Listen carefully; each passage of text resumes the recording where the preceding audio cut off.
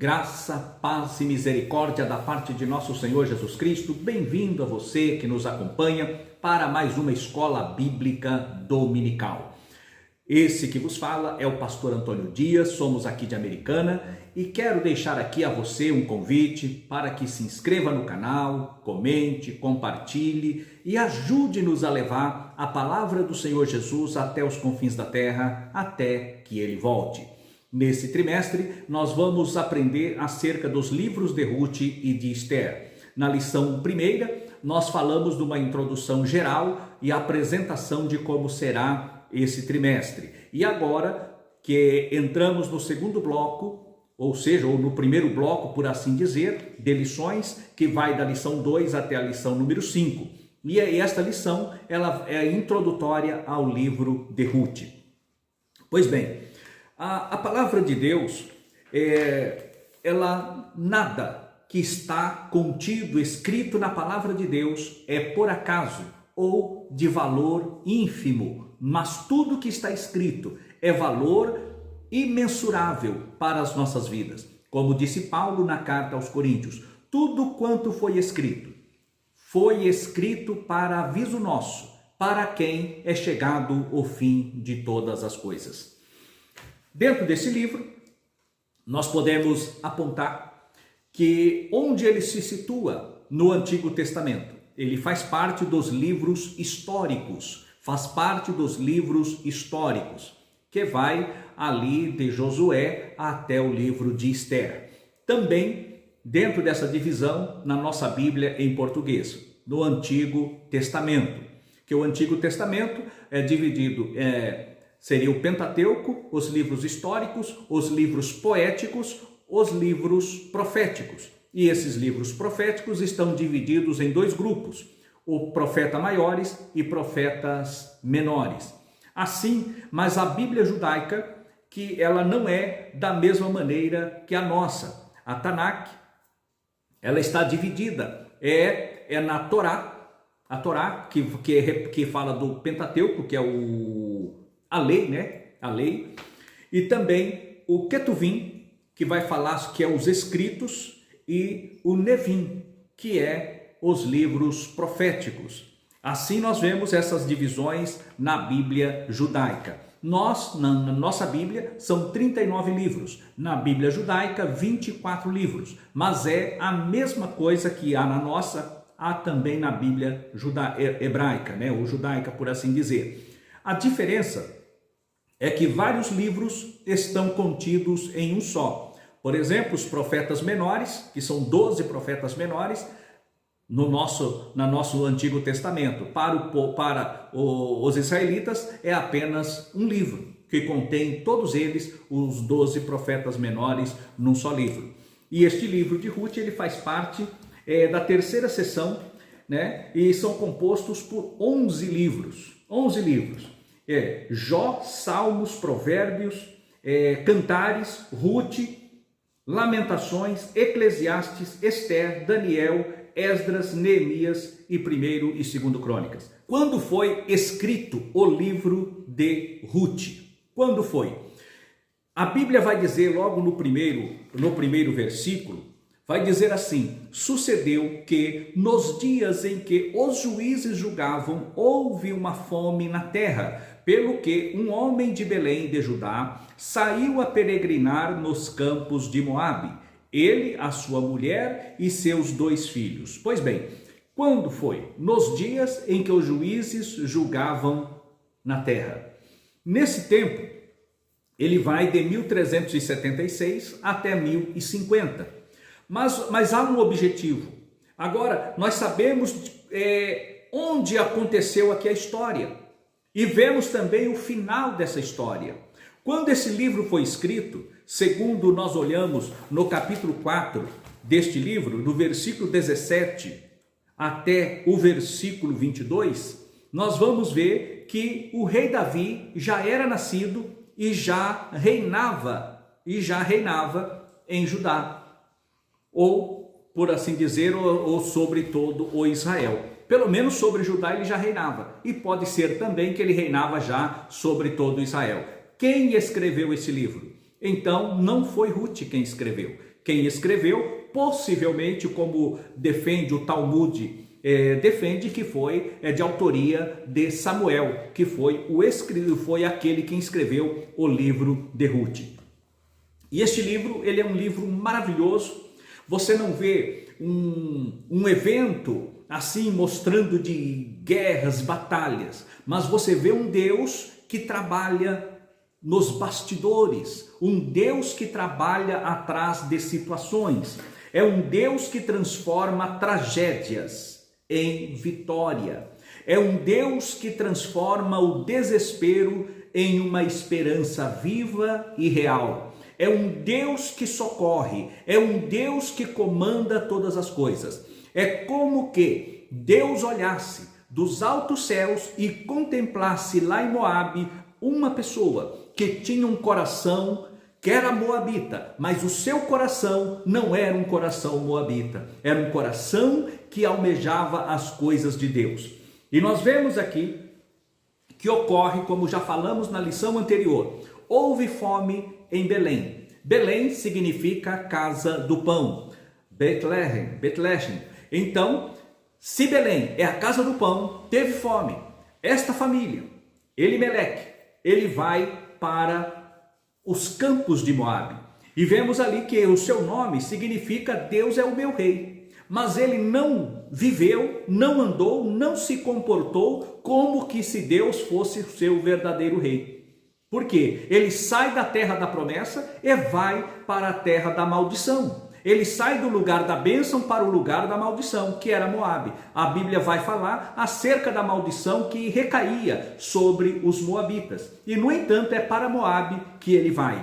Muitas pessoas têm deixado a casa de Deus, têm deixado a promessa de Deus, debaixo da bênção de Deus, e vão aventurar nas campinas de Moabe, nas campinas deste mundo tenebroso, para buscar então um socorro, principalmente atrás de riqueza, atrás de fama, atrás de nome e renome. As pessoas deixam o evangelho, deixam o Senhor Jesus Cristo e vai atrás do Senhor, do Deus desse século, para se locupletarem, para atender os seus auspícios mundanos e também carnais, para atender esses desejos que ofende ao Deus Todo-Poderoso. No caso, Elimeleque, ele sai da presença de Deus. Noemi, que era aquela que quer dizer graciosa, agradável, ela vai. Os seus 2 filhos, interessante, o nome de Malom, ele significa fraco. Malom, que é o mesmo que fraco ou doente. Equilion é desfalecido, é um nome que também, é aquele que desfalece, é um nome tenebroso. É uns pais que escolheram nomes tenebrosos para os seus filhos e reportaram então a realidade que eles viveram. E lá chegando nas campinas de Moabe, morre Elimeleque. Eles demoram lá por 10 anos. Elimeleque morre. E de repente a sua mãe, Noemi, a viúva, ela toma mulheres para os seus 2 filhos, Orfa e Ruth. E também morre o esposo de Ruth, que era Malom. Morre também o esposo de Orfa, que era Quilion. Então eles morreram lá, morreram em Moabe. E agora ela regressa para a terra de Israel, porque ela fica sabendo que Deus visitara o seu povo e a casa de pão voltou a ter fartura de pão. Muitas vezes as provas, elas vêm na nossa vida. As provas, ninguém está livre delas. Mas no meio das provações, Deus tem o seu trabalhar. Deus não desampara o seu povo. Deus não desampara aquele que lhe é querido, aquele a quem ele tem por filho. Deus não desampara. E as suas promessas, elas não precluem. As promessas de Deus, elas não perdem a sua validade. Não existe caducidade para as promessas do Deus Todo-Poderoso em nossas vidas. E aqui nós vemos que essa mulher, ela vai até as campinas de Moabe, ali, ela, depois da morte do esposo, dos filhos, ela toma essas duas noras, essas duas mulheres para os seus filhos, ou melhor, antes da morte dos seus filhos, né? Ela toma a mulher para os seus filhos e os seus filhos vêm à morte, vêm a óbito também. E ela fica agora com as duas noras e ela própria é viúva, 3 viúvas. E ela então toma a decisão de voltar para trás, voltar para a terra de Belém, de Judá. E quando ela volta, ela fala para as suas noras que deveria ficar. Vai após os seus deuses, fiquem aí. E ela então, uma delas, toma uma decisão muito forte, que é o caso de Ruth, no capítulo 1 e no versículo 16. E disse, porém, Ruth: não me instes para que te abandone e deixe de seguir-te. Porque aonde quer que tu fores, irei eu. Aonde quer que pousares, ali pousarei eu. O teu povo é o meu povo. O teu Deus é o meu Deus. Aonde quer que morreres, morrerei eu e ali serei sepultada. Faça-me assim o Senhor e outro tanto, se outra coisa que não seja a morte me separar de ti. Mostra aqui fidelidade, amor, renúncia e fidelidade. Amor altruísta. A preocupação de Ruth era com a sua sogra. Ela apegou-se, tanto é que o seu nome significa amizade, amizade. E ela se apegou à sua sogra.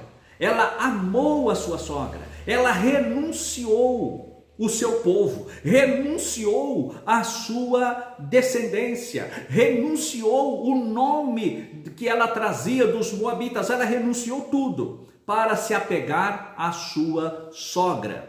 E ela ainda diz que aonde a sogra passasse a noite, ela passaria. O sofrimento da sua sogra seria o seu sofrimento. Mas na verdade ela sabia que o Deus da sua sogra era poderoso para fazer muito mais em sua vida. Assim nós vemos a fidelidade de Ruth. E por outro lado, a fidelidade de Noemi. Porque Noemi agora, ela assume o compromisso de ser um canal de bênção para a sua nora. Ela assume um compromisso de abençoar a sua nora. E as duas voltam. E quando elas chegam, as pessoas falam, mas não é esta Noemi? E ela vai dizer, não me chame Noemi, mas me chamai-me Amara. Cheia parti, porém vazia eu estou voltando, porque o Deus Todo-Poderoso descarregou a sua mão, a sua ira sobre a minha vida. Deus, ele envia castigos e até correções, mas as correções de Deus, ela tem um objetivo. Deus tinha um propósito, e os propósitos de Deus, eles permaneceram na vida destas mulheres. Deus é o Deus da providência. Da tragédia, ele transforma a tragédia em redenção. Ele transforma aquilo que está acabado em algo novo e sobrenatural. Ele traz à existência aquilo que aparentemente, aos nossos olhos, já se acabou. O Senhor torna a dar a vida. Assim nós vemos o nosso comentarista, ele vai trazer ainda outro detalhe acerca do contexto histórico. Nesse momento onde que acontece essa narrativa do livro de Ruth, no tempo dos juízes, cada um fazia o que bem parecia aos seus olhos.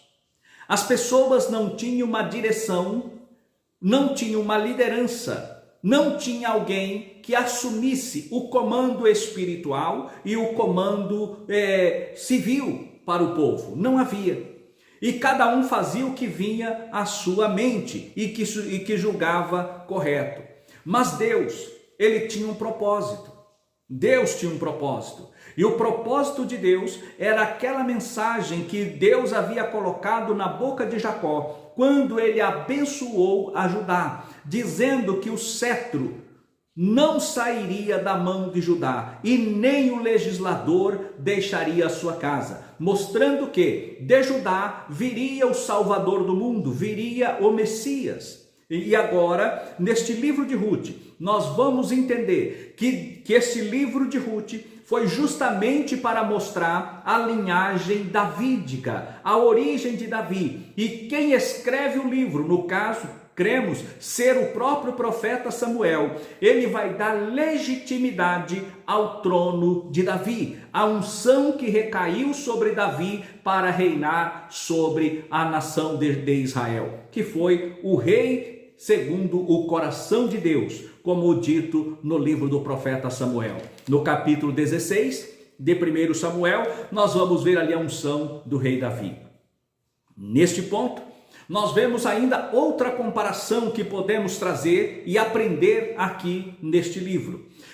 Ruth é a figura da igreja gentílica, uma gentílica que alcançou o favor do reino de Israel, da linhagem real de Israel. Nós vemos também, como já comentamos na lição anterior, Boaz, a figura de Cristo, o remidor da igreja, aquele que pagou o preço da remissão. Nós vemos que Noemi, ela não podia mais gerar filho. No entanto, a sua nora, Ruth, podia gerar. E Boaz poderia tomar por esposa tanto a Noemi quanto a Ruth. Mas o caso de Noemi já estava infértil, mas no caso de Ruth ainda era fértil. E ele toma a Ruth por esposa e ela então gera-lhe um filho, a quem eles dão o nome de Obed, que gerou a Jessé, que gerou a Davi. O que nós podemos entender? Noemi foi a Moabe, e de Moabe ela trouxe a Ruth, a Moabita, que foi contada na linhagem messiânica. Vemos agora, quando o Senhor Jesus esteve aqui no seu ministério terreno, quem ele chama? Ele proclama o evangelho ali aos seus discípulos, e ele escolhe dentre os discípulos, ele escolhe 12 apóstolos. E esses 12 apóstolos começam então a igreja em Jerusalém. A igreja cresce no Pentecoste, a igreja manifesta ali ao mundo no Pentecoste.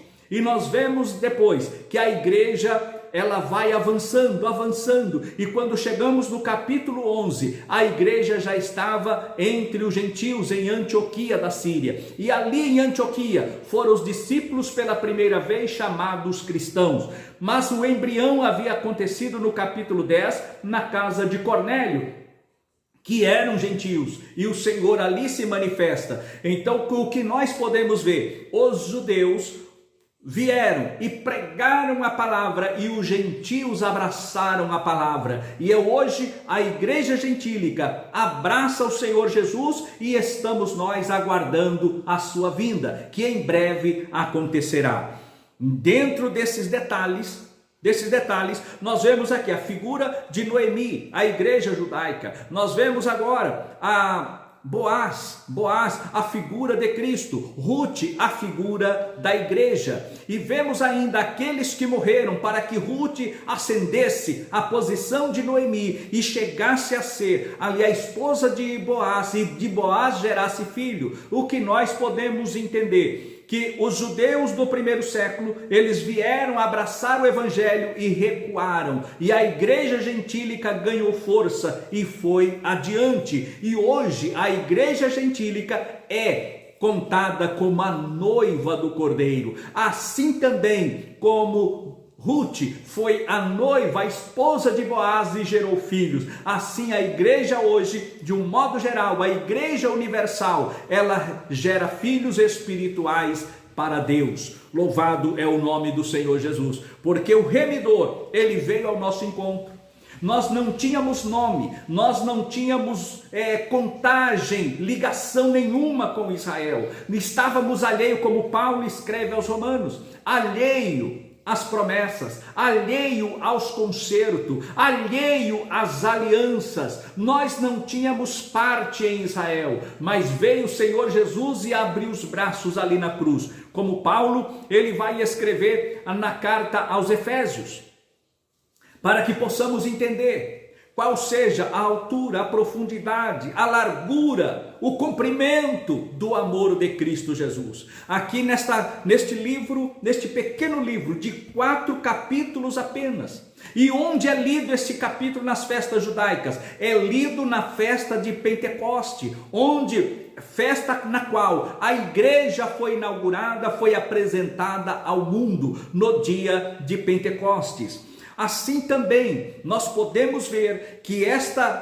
com este detalhe, com esta riqueza de detalhe, com essa riqueza de comprometimento de Ruth agora com o povo de Israel, a igreja também esse comprometimento com Cristo. Glórias a Deus. Assim, nós podemos ver que este livro, ele é marcado por 4 palavras interessantes, assuntos interessantes. Não seria a palavra, mas seria marcado por 4 características, características marcantes, que são amor, o amor de Ruth para com Noemi, o amor de Noemi para com Ruth, o amor de Boaz para com Ruth, o amor de Ruth para com Boaz. E não somente o amor, mas redenção. A redenção, nós vimos aqui 2 viúvas sendo redimidas por um rico remidor. Aquele que tinha todas as condições para exercer o levirato. Ele adquire as propriedades e adquire ainda o amor, tanto de Noemi quanto de Ruth. Vemos aqui amor e vemos também a redenção. E não somente isto, vemos também a questão da fidelidade. A fidelidade de Ruth para com seu marido, de Ruth para com a sua sogra. E esta fidelidade foi traçada, foi divulgada, propalada pela sua sogra. A fidelidade de Ruth. E também Noemi, quando estava na sua terra, no meio do seu povo, amparada pelo seu povo, ela manteve-se fiel e conselheira da sua nora Ruth. Ela foi conselheira, foi orientadora e ela foi então fiel à sua nora. Não houve trapaça, não houve traição de uma para com a outra. Em ambas situações, em distintas situações, permaneceram fiéis uma à outra.